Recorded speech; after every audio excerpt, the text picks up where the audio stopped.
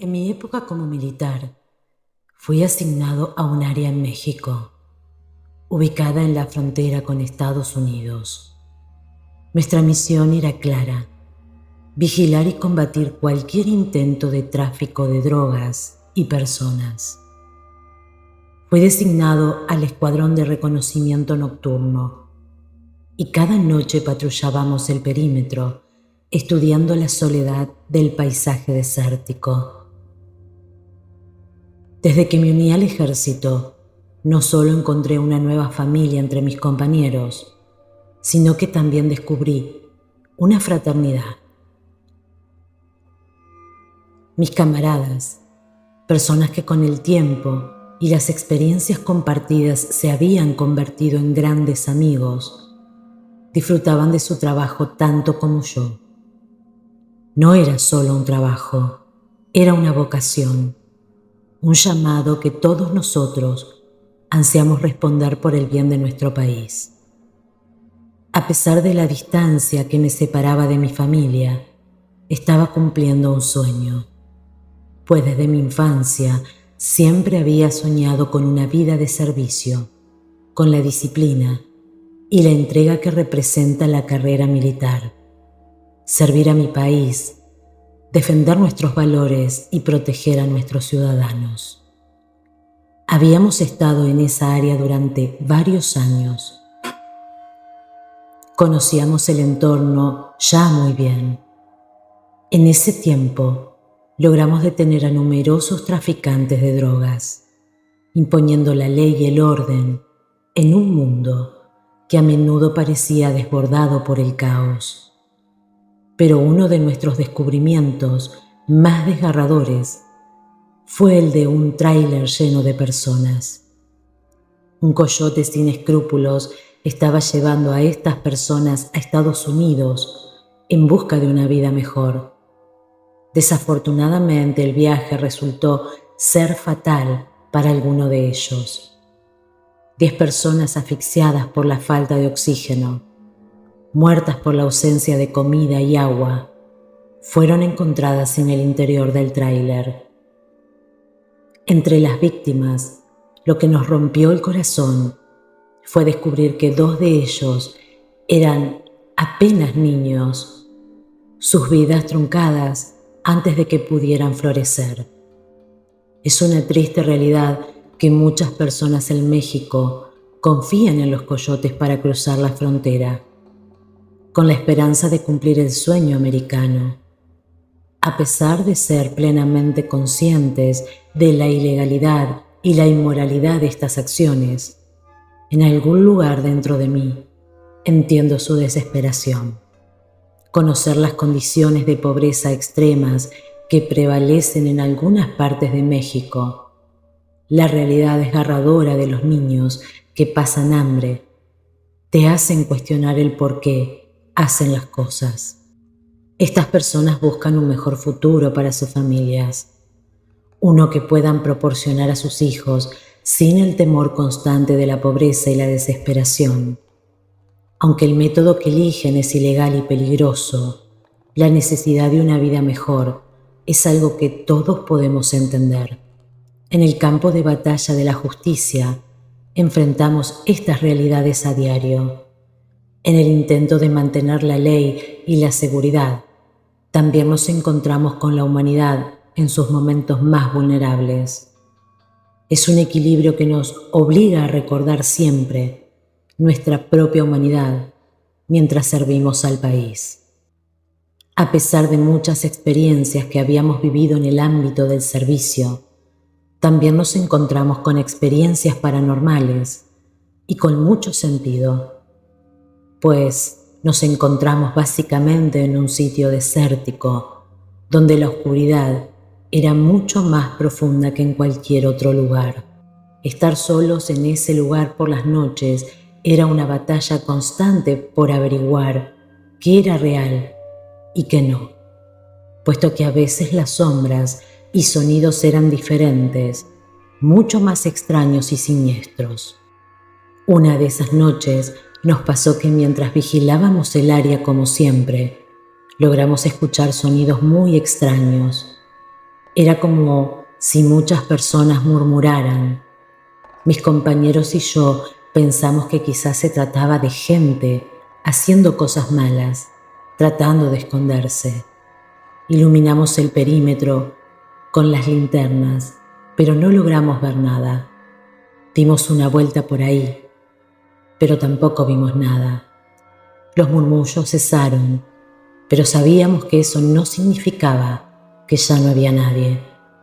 Debíamos investigar quiénes habían provocado esos sonidos y atraparlos si estaban haciendo algo que perjudicara la integridad del país o de sus individuos.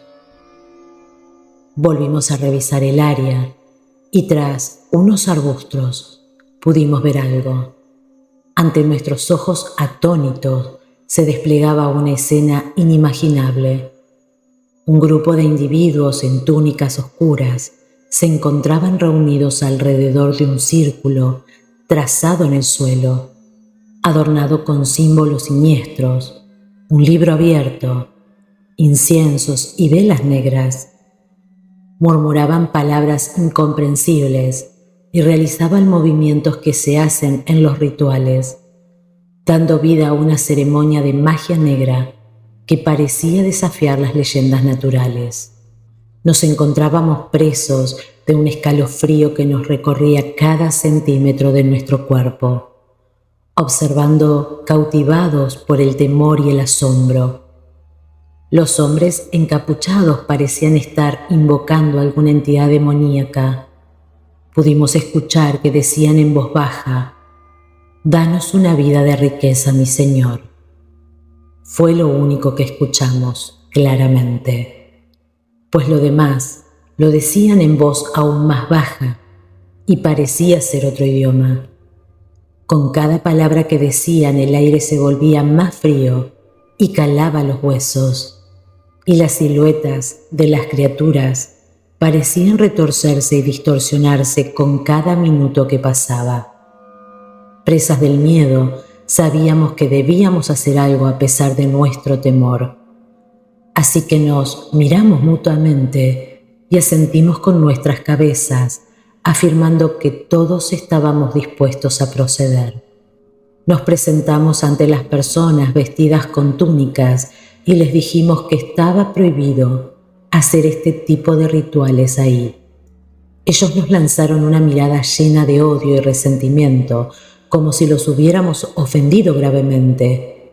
Y ahora comprendo que fue así, pues en ese tipo de rituales lo peor es dejarlos a medias, ya que se puede desencadenar algo muy malo. Aunque esa vez tuvimos suerte de que no pasara a mayores. No dijeron ni una sola palabra. Dejaron lo que había ahí y caminaron en fila hasta perderse en la oscuridad.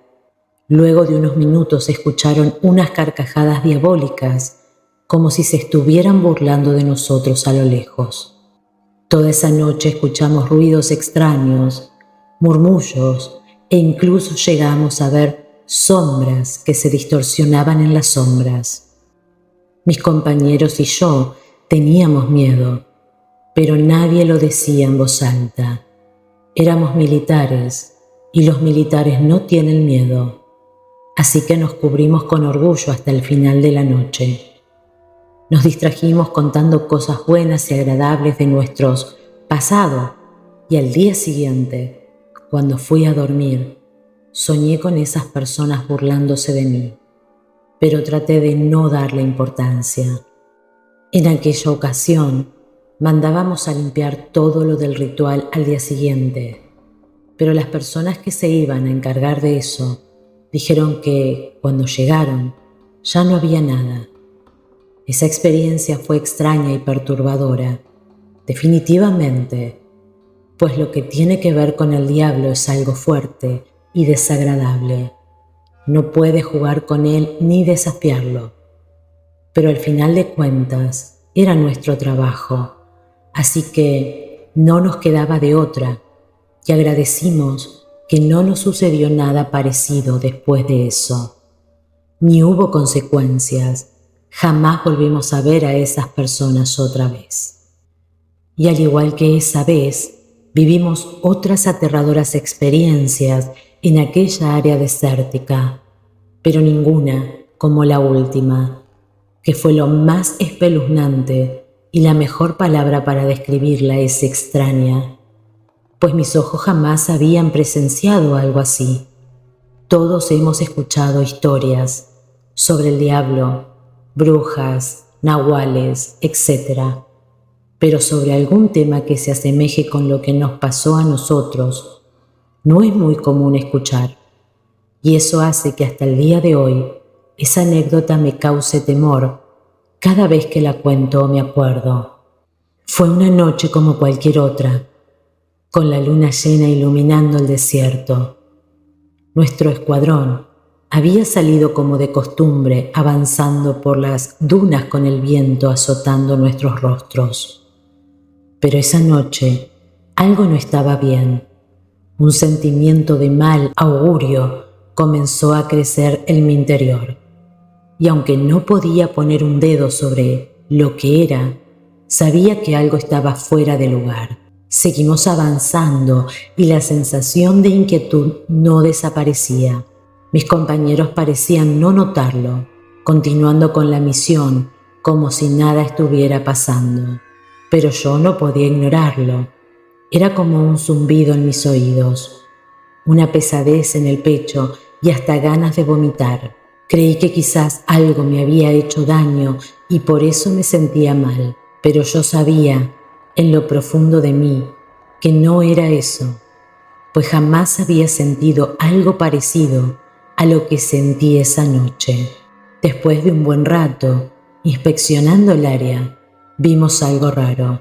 A lo lejos entre las dunas había una luz, un brillo suave y dorado que contrastaba con la fría luz de la luna. Nos detuvimos observándola desde la distancia, intentando discernir qué podría ser. Pensé que podría ser un vehículo o tal vez un campamento. Decidimos acercarnos con cautela. Con cada paso que dábamos la luz parecía volverse más brillante, más intensa, y entonces comenzamos a escuchar el mismo zumbido de nuevo, bajo y constante, que resonaba en el aire. Esa vez mis compañeros también lo escucharon. No podíamos ver nada, solo esa luz, y el zumbido crecía cada vez más fuerte. Fuimos hacia allá despacio, para no alertar a quienes estuvieran ahí de nuestra presencia. Finalmente llegamos al origen de la luz, y lo que encontramos ahí nos dejó bastante confundidos. Era un túnel de una construcción impresionante, iluminado por dentro con una luz cálida. No era un túnel natural, sino que parecía haber sido construido con gran precisión y detalle. Pero no era eso lo que me dejó sin aliento. Era el hecho de que el túnel se extendía en la distancia, tanto que no podíamos ver su final. Miré a mis compañeros buscando alguna explicación en sus rostros, pero todos estábamos igual de desconcertados. Nunca habíamos visto algo así. No había registros de un túnel tan grande en esa área. Habíamos pasado todas las noches por ahí y jamás vimos indicios de que alguien estuviera construyendo algo así. Era completamente imposible. No era algo que se construyera de la noche a la mañana, sino que parecía que había llevado meses construirlo. Sabía que no era producto de mi imaginación, pues mis compañeros estaban viéndolo también y estaban igual de desconcertados. Ninguno de nosotros entendía cómo había llegado ese túnel ahí. Uno de mis compañeros dijo en voz baja que quizás nunca habíamos pasado realmente por ahí y que por eso no habíamos visto nada. Pero eso no era posible, ya que siempre vigilábamos toda la zona, así que en algún momento debimos haber visto la construcción. Nadie respondió porque todos sabíamos que no tenía sentido. Después de unos minutos observando detenidamente el túnel escondidos en los arbustos, vimos algo aterrador dentro de él. En el interior pudimos ver figuras moviéndose. Claramente pensamos que eran personas normales haciendo algo ilegal en aquel lugar, pero no podíamos distinguir bien por la distancia. Las figuras dentro del túnel parecían ser más altas que un humano promedio, aunque en ese momento pensamos que solo era cuestión de percepción, pero se movían de manera muy extraña y no se escuchaba nada más que el zumbido extraño. Por alguna razón, la luz que emitía ese lugar no se parecía a ningún tipo de luz que hubiera visto antes. Era más brillante y rara. Mi corazón latía con fuerzas contra mi pecho. Aquel no era simplemente un túnel, era un corredor clandestino, construido con una precisión y una escala que nunca había visto antes. Ahí seguramente guardaban armas, drogas o algo parecido, aunque algo definitivamente no cuadraba. Por un buen rato nos quedamos en silencio observando. Aunque el túnel estaba iluminado, las figuras estaban muy en el fondo y no se lograba distinguir quiénes eran o qué estaban haciendo. A pesar de la oscuridad, pude ver las expresiones en los rostros de mis compañeros. Eran un espejo de la mía propia, llenos de asombro y miedo. Todos éramos veteranos, habíamos visto muchas cosas en nuestro tiempo en el servicio, pero esto era algo completamente distinto. Sabíamos que estábamos frente a algo muy grande e incluso peligroso. Finalmente, debíamos enfrentarlo, pues era nuestro trabajo. Mientras nos escondíamos entre las dunas, vimos el constante flujo de figuras. Me di cuenta de que esto era mucho más grande de lo que podíamos manejar solos. Necesitábamos refuerzos, necesitábamos hacer saber a nuestros superiores. Pero antes seguimos observando el túnel, tratando de calcular cuántas personas podían estar pasando por ahí. Pero mientras mirábamos, un sentimiento de miedo creció en mí. Aunque no podíamos ver las caras de las figuras, había algo extraño en su movimiento. Era rígido, inhumano, como si estuvieran siendo controladas como marionetas. Después de un rato, uno de los militares dio la orden con su mano para proceder.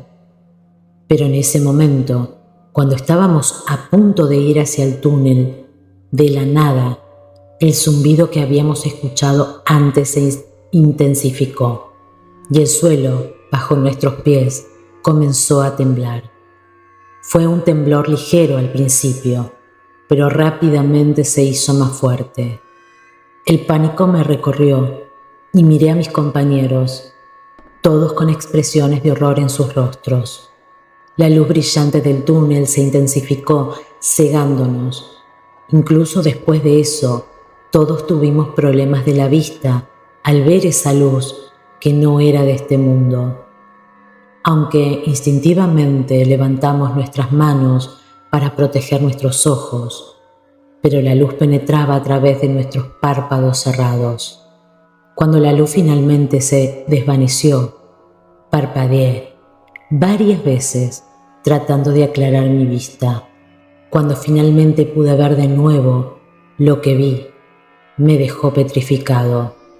Las figuras dentro del túnel comenzaron a retorcerse de manera muy extraña y se escucharon ruidos como de voces, pero era algo raro, como si robots estuvieran hablando, lo que parecía ser cosas sin sentido, sonidos que nunca habíamos escuchado en nuestras vidas, como si fuera algo totalmente ajeno a este planeta. Y de un momento a otro, el túnel, antes lleno de figuras en movimiento, ahora estaba vacío. Las figuras habían desaparecido, dejando solo la luz dorada y el constante zumbido. Pero después sucedió algo que me horrorizó, al igual que mis compañeros. Mirábamos al cielo instintivamente sin emitir ni un solo sonido, por temor a ser descubiertos. A pesar de ser militares, esa vez sabíamos que estábamos frente a algo que no podíamos controlar. Seguramente ni con 1000 batallones. Por encima de nosotros flotaba un objeto. Era enorme, más grande que cualquier aeronave que hubiera visto antes. Estaba iluminado con la misma luz dorada que el túnel. Esa luz, que era distinta a todas las que había visto en la Tierra, y aunque su forma era difícil de discernir en la oscuridad, podía decir que no era algo bueno. Estaba suspendido en el aire, silencioso y amenazante. El zumbido que habíamos escuchado antes parecía venir de él, un sonido bajo y constante que resonaba en el aire nocturno. Podría asegurar que era un objeto volador no identificado, pero no era como los que había visto en las películas o leído en los libros. No había luces parpadeantes ni movimientos rápidos. Solo flotaba allí, grande y con un movimiento lento y constante, proyectando su luz dorada sobre la zona desértica. El pánico corría por todo mi ser. Miré a mis compañeros buscando ayuda en sus rostros, pero estaban tan atónitos como yo. Sus rostros estaban blancos como la leche e incluso uno de ellos estaba totalmente paralizado. Aunque moría de miedo, sabía que teníamos que actuar. Teníamos que informar esto a nuestros superiores. Pero antes de que pudiera moverme, el objeto comenzó a cambiar. La luz dorada se intensificó y la forma del objeto comenzó a distorsionarse. Era como si su estructura estuviera cambiando, reconfigurándose a sí mismo frente a nuestros ojos. Entonces, sin previo aviso, el objeto disparó un haz de luz hacia el túnel y tuvimos que apartar la vista. Podía sentir el calor en mi piel como si estuviera parado junto a un horno. Cuando la luz finalmente se apagó, el túnel había desaparecido ante nosotros. En su lugar, solo había un vacío donde antes había estado el túnel. El objeto volador no identificado había desaparecido también, dejándonos solos en el desierto. No podía creer lo que había sucedido. Era como estar en una película de terror. Jamás había sentido tanto miedo como en aquella ocasión, y creo que hablo por mis compañeros también. Esa noche volvimos a la base en silencio, aún en shock por lo que habíamos presenciado. Informamos a nuestros superiores de lo que habíamos visto, pero no estoy seguro de si nos creyeron. Después de todo, sonaba a ciencia ficción, no a la realidad, aunque después de un amigo y compañero militar me dijo en voz baja que quizás ellos lo sabían, pero que probablemente el gobierno tuviera prohibido revelar ese tipo de información. Así que lo mejor era hacer como si nada hubiera pasado o como si estuviéramos locos. Casi nadie nos creía. Aunque habíamos sido muchos los testigos de aquel encuentro, la incredulidad y el escepticismo predominaban en la mayoría de nuestros compañeros y superiores, quienes insistían en que se trataba de alucinaciones o de una broma de mal gusto. Esta falta de apoyo y comprensión por parte de nuestros colegas solo aumentó nuestra sensación de aislamiento e impotencia. Nos sentíamos atrapados en un dilema, donde por un lado queríamos seguir cumpliendo con nuestras responsabilidades militares, pero por otro, no podíamos olvidar ni dejar de lado la magnitud de lo que habíamos presenciado, sin dejar a un lado, claro, el miedo que sentíamos cada noche al volver al área. Sabíamos que en cualquier momento podríamos ver de nuevo aquel objeto gigante y que quizás la próxima vez no tendríamos oportunidad de contarlo. Por las noches siguientes, cada instante se convertía en una tortura. La rutina del recorrido nocturno, que antes parecía tan mundana y predecible, ahora estaba teñida de un miedo terrible, un temor que se arrastraba por nuestra espalda como un animal furtivo. Cada vez que debíamos pasar por aquel lugar donde habíamos vivido esa experiencia que desafiaba toda lógica y razón, sentíamos un escalofrío que nos recorría de la cabeza a los pies. El lugar, sin embargo, parecía burlarse de nuestra angustia. No había ni la más mínima evidencia del túnel, ni del objeto gigante que habíamos visto con nuestros propios ojos. Era como si la tierra se hubiera tragado todo rastro de lo que había ocurrido ahí, borrando cualquier indicio de aquel evento inexplicable.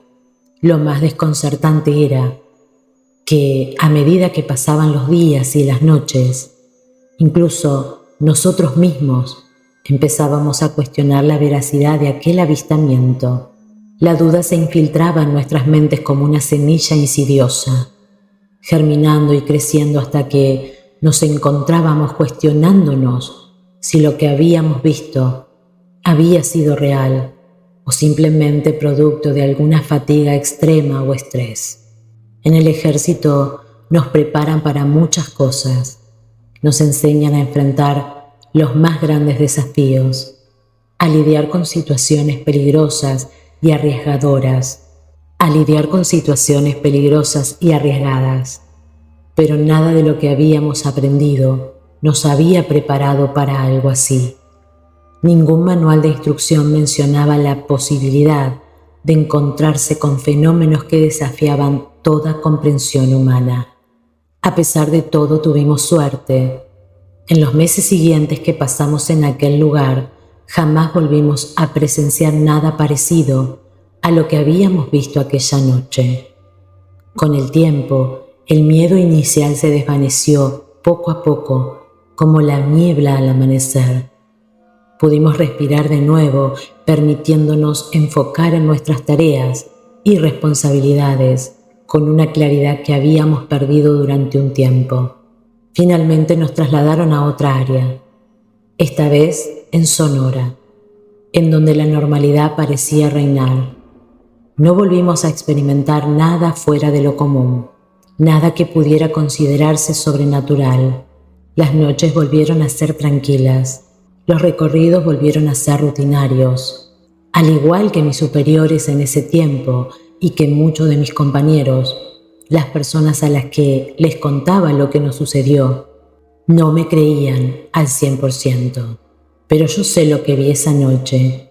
Y aunque ha pasado mucho tiempo desde entonces, todavía puedo recordar el temor que sentí, la sensación de insignificancia frente a algo tan grande e incomprensible. No sé qué era ese objeto, ni por qué estaba allí, pero sé que cambió mi vida para siempre y me dejó con preguntas que probablemente nunca tendrán respuesta. Pasaron los años y finalmente me retiré del servicio militar. Pero las imágenes de esa noche aterradora en el desierto nunca me abandonaron. A veces, cuando miro el cielo estrellado, me pregunto qué fue lo que realmente vimos esa noche y si volveré a encontrarme con ellos.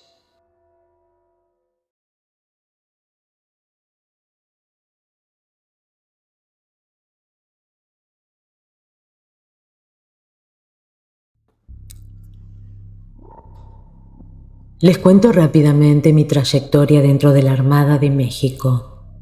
Primero, obviamente, fui de infantería de marina, después escolta de funcionario, luego policía naval. Inclusive tuve la oportunidad de estar en varios grupos tácticos. Era muy bueno y subí muy rápido de rango. En total tuve 25 años computados. Estuve con licencia ilimitada gracias a los honores que me había ganado. Luego, y se me concedió la baja, dejando de estar de licencia ilimitada a retiro. Después de eso regresé a la ciudad de Veracruz con mis padres. Yo no les guardaba rencor. Después de todo, ellos tan solo habían hecho lo que consideraban que era lo mejor para mí.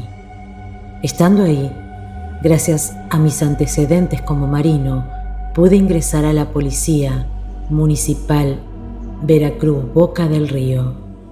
Al día de hoy ya no existe porque fue absorbida y posteriormente sustituida por la Marina.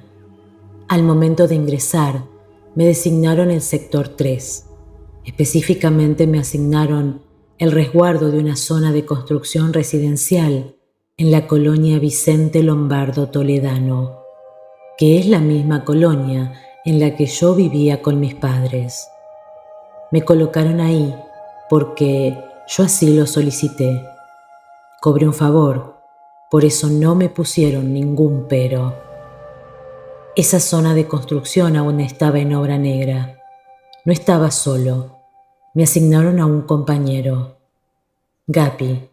Nunca supe si ese era su apellido o solo un apodo. Les explico el horario que nos asignaron a Gapi y a mí, a ver si no los revuelvo.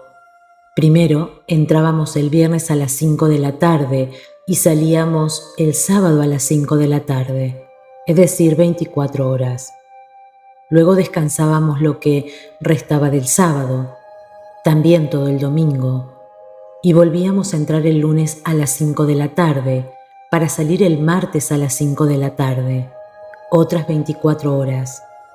Descansábamos lo que restaba del martes, todo el miércoles, todo el jueves, y volvíamos a entrar el viernes a las 5 de la tarde. Nosotros no éramos los únicos que estábamos en la obra negra. El lugar tenía a sus propios veladores. Nosotros solo estábamos de apoyo en esos días. Gapi y yo hicimos muy buena amistad con uno de los veladores. Le decían Don Hugo. Era un señor de edad avanzada.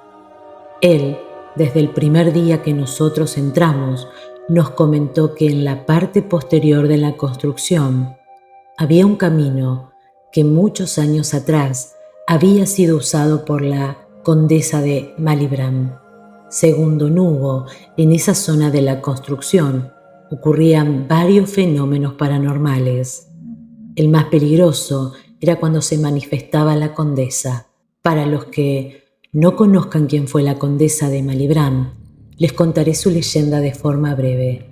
Nadie sabe con certeza hace cuántos años ocurrió todo, pero la creencia popular sugiere que fue cuando Veracruz era una ciudad amurallada. El conde de Malibran, que era muy popular por formar parte de la corona española, estaba casado con una hermosa mujer. Él, precisamente por su posición dentro de las altas esferas, solía salir mucho de viaje por prolongados lapsos de tiempo.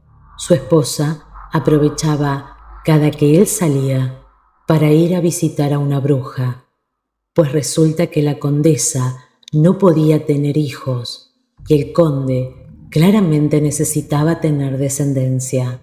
La bruja le dijo que una hechicera le había lanzado una maldición precisamente para que no pudiera tener hijos. Lo que estaba ocurriendo era que la condesa no solamente aprovechaba la ausencia de su esposo para ir con la bruja, sino que en varias ocasiones se acostaba con jóvenes marineros. Y no solo eso, sino que de vez en cuando ella mataba a sus amantes para poder bañarse en su sangre. Creía ciegamente que eso la mantendría joven y bella. Cada que tenía un nuevo amante, le decía que para poder estar con ella, primero debía deshacerse del cadáver. No los mataba a todos, solo a unos cuantos desafortunados. Resulta que uno de esos marineros, de los que no fueron asesinados por la condesa, era hijo de una hechicera. Había sido ella la que le lanzó la maldición a la condesa, pero no lo hizo para privar al conde de tener descendencia, sino que la hechicera lo que no quería era que su hijo fuera a embarazar a la condesa, porque si el conde se llegaba a enterar, podía costarle la vida al joven. Y aunque aquella hechicera era muy poderosa, la bruja era más fuerte. Por lo tanto, a petición de la condesa, pudo romper la maldición que no la dejaba tener hijos. Poco tiempo después, logró quedar embarazada y tuvo un varón. Pero a pesar de que debía estar al pendiente de su bebé, ella siguió invitando a otros hombres a estar con ella mientras su esposo no estaba. Un día el conde volvió antes de lo previsto, descubriendo en ese momento la infidelidad de su esposa. Entonces él, sin pensárselo dos veces, sacó su afilada espada para matar a la condesa y también a su amante.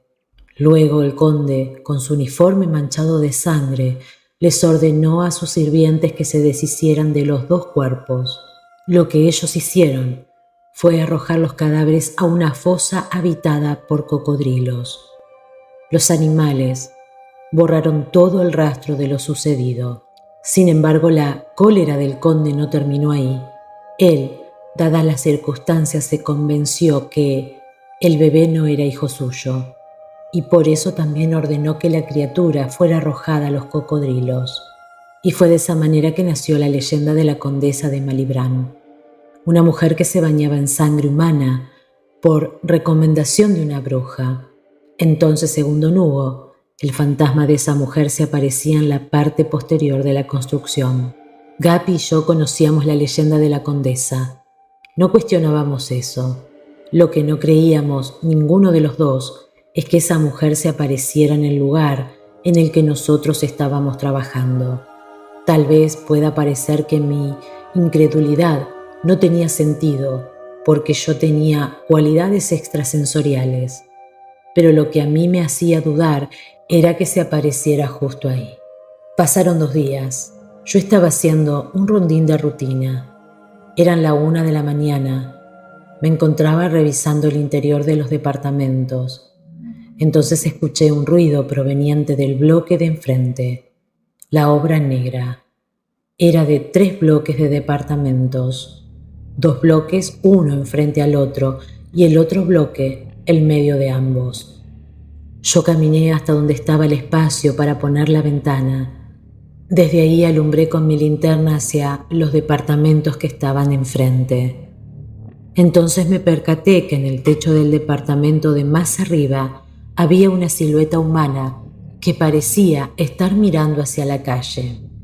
Debido a la distancia, yo no alcanzaba a distinguir si se trataba de un hombre o de una mujer. Me comuniqué por radio con Guppy para comentarle la situación. Él dejó de hacer lo que estaba haciendo. Se acercó a los departamentos y desde abajo, él también alusó a esa silueta. Entonces pudimos darnos cuenta de que se trataba de un hombre. Nosotros le gritamos, pero no nos respondió. Lo único que hizo fue llevar su mano hasta su boca.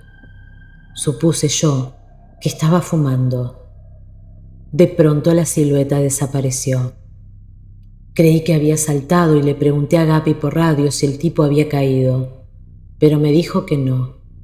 Entonces acordamos que íbamos a subir hasta allá para revisar que no se tratara de un indigente que estuviera acampando en el techo de ese bloque de departamentos. En el momento en que llegamos, yo tuve todas esas sensaciones escalofriantes que llevaba experimentando durante años. Ahí entendí que lo que habíamos visto no se trataba de una persona, pero yo no creía que tampoco fuera un fantasma, porque los fantasmas no fuman. Eso fue un viernes. El lunes que volvimos al trabajo, Guppy y yo nos dimos el tiempo para platicar con Don Hugo. Le contamos todo. Entonces él nos comentó que tal vez pudiera tratarse de un brujo. Nosotros no entendíamos qué se suponía que un brujo podría estar haciendo en una construcción. Don Hugo nos recordó que estábamos en Veracruz, que los brujos estaban en todas partes, que no era necesario que hubiera un motivo para que el brujo estuviera ahí, que tal vez simplemente había ido a disfrutar la vista, aunque también existía la posibilidad de que antes de que se iniciara la construcción, el brujo pudiera haber tenido enterrado en el terreno alguno de sus trabajos y estaba ahí para asegurarse de que no lo hubieran sacado. Mi experiencia como marino me decía que simplemente había que dispararle, que con eso estaría todo arreglado. Pero Don Hugo dijo que esa era una pésima idea, que con los brujos nunca se sabe qué tan poderosos pueden ser, que había muchos que eran inmunes a las balas. Entonces, si yo le disparaba y resultaba ser uno de esos, lo único que yo iba a conseguir era que el brujo me lanzara una maldición para matarme. o peor aún, que le hiciera algo a mis padres. Gaby y yo decidimos que dejaríamos en paz a ese brujo. Lo seguimos viendo por mucho tiempo, pero fingíamos que no estaba ahí. Pasó el tiempo. Una tarde que mi compañero y yo íbamos entrando a turno, nos encontramos con don Hugo. Ella iba de salida. Nos dijo que se le había aparecido la condesa. Él, a pesar de que sabía que se aparecía, nunca le había tocado verla. Por eso estaba muy asustado. Nos dijo que ella iba vestida de blanco, que tuviéramos cuidado, porque nos podía matar de un mal susto. Nosotros creímos que estaba exagerando, pero don Hugo nunca volvió a trabajar porque murió esa noche. Gaby y yo quedamos muy consternados. También teníamos miedo. Una madrugada como a las 3, empezó a caer una leve llovizna. Yo estaba haciendo un rondín y aunque no quería hacerlo, forzosamente tenía que ir a la parte posterior de la construcción. Desde esa zona se podía ver un terreno que estaba atrás. Era una familia que vendía quesos. Por lo tanto, tenían sus corrales de vacas. Pero, como nunca antes, las vacas empezaron a hacer mucho ruido. Para empezar, se supone que deberían estar dormidas. El simple hecho de que estuvieran despiertas ya era raro, pero tal vez se debía a la llovizna. Sin embargo, el ruido que estaban haciendo no era normal. Era como si algo las estuviera asustando. De pronto me empezaron a sudar las manos. Es difícil de explicar, pero a pesar de la llovizna y de que obviamente me estaba cayendo agua, no sentía mis manos mojadas, sino sudadas y un poco calientes. Quise alejarme de ahí, pero en cuanto di un paso sentí como si la tierra ladosa desapareciera. Luego una presión sumamente fuerte en mi espalda. Algo paranormal estaba ocurriendo. Podía sentirlo. Entonces, de entre las vacas salió una figura blanca. Era la silueta de una mujer, pero la túnica que vestía brillaba más que la luna. Estaba avanzando hacia mí, pero no caminaba porque no tenía pies. Su túnica flotaba levemente sobre la hierba. Corrí, pero debido a que sentía que el lodo se desaparecía, perdía la noción de dónde pisar. Por eso me caí. Logré levantarme para correr, pero volví a caer, y a puros tropiezos pude alejarme de ahí hasta llegar con Gaby.